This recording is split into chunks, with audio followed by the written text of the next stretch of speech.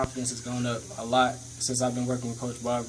When I first started working with him, I had self-esteem problems, and I made a lot of mistakes. I got down on myself when I made a mistake, and then it was just a domino effect after that. So now when I'm in the game, I have confidence in myself and my ball handling to where I don't get flustered when the defense comes at me. And that's basically it.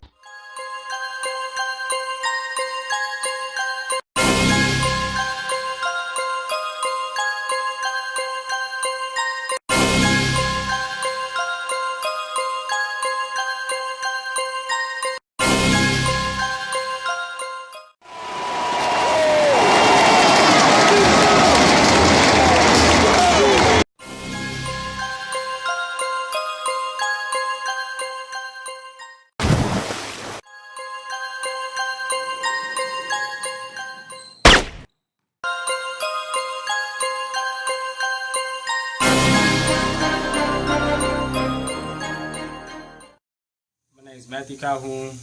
I'm 17, 12th grade, Hoover High School. I have 3.0 GPA, 22 ACT. This year I plan to help my team get a state championship, 7A.